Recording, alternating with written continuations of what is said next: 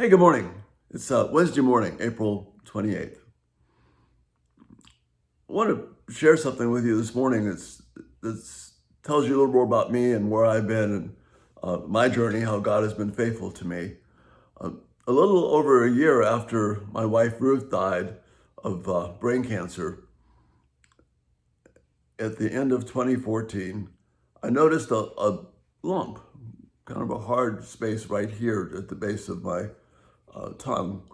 And so I tried to treat it with a couple of things. And I talked to a good friend of mine, uh, and he recommended that I go see an ENT specialist, and I did.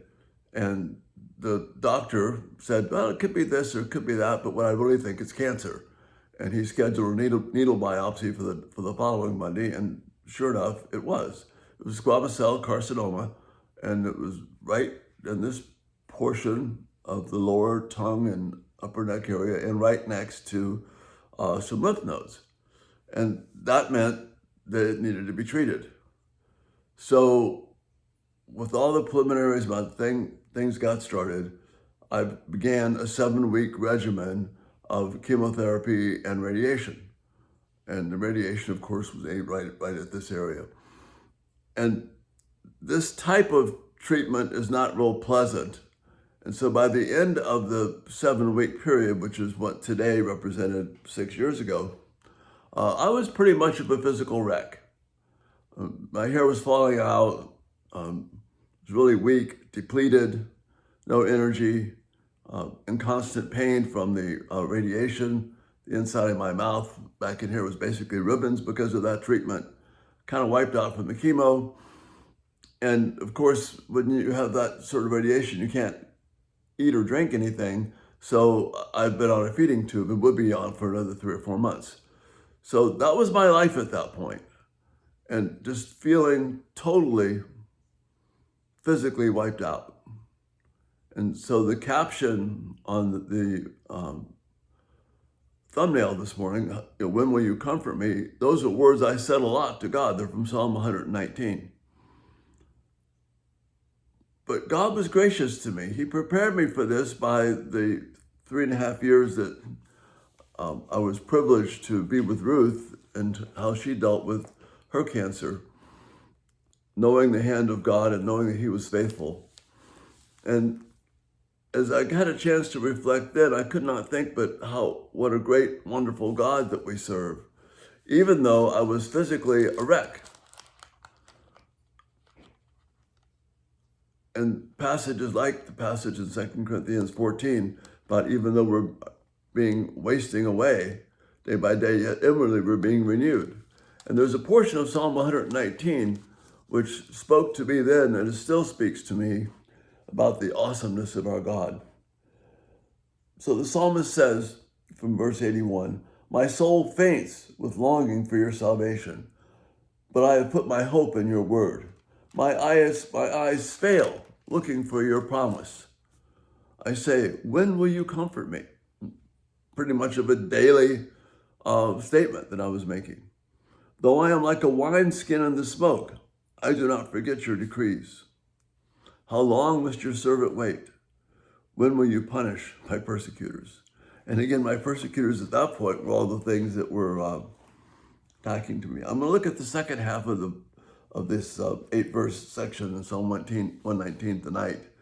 But this morning, I just want to focus on this really comforting reality that when we face some really difficult times in life, God is faithful to us. See, my voice was pretty much shot. I didn't know how much I would recover, didn't know if my hair would grow back, didn't know if I would have the energy to do anything, because I can promise you at that time, just going from minute to minute was a huge deal. And then there was the whole regimen of weaning myself off of the fentanyl that I was taking to handle the pain. And my family, my children, friends in the church, friends from really my life were encouraging to me. God's word was encouraging to me. What Ruth went through in her dealings with cancer was perhaps the biggest encouragement. I knew God was faithful. This morning, if you're looking at some things that are really heavy duty in your life and you're feeling the weight of the physical pain, the pain in our souls, the hurt that we have, and it seems like, Lord, when will you comfort me? When will you help me? Well, the reality is that he is helping us, that he is bringing care to us, that he has in this book everything that we need to be comforted. Nothing is happenstance. God didn't mess up when he gave me the cancer, and he didn't mess up when he gave me a treatment plan and competent people to help get me through that. And now I'm 6 years later, and there's still no evidence of the cancer. I'm thankful for that. If you have cancer, you're never really cancer-free, but you are always cared for by God. You're always in his care.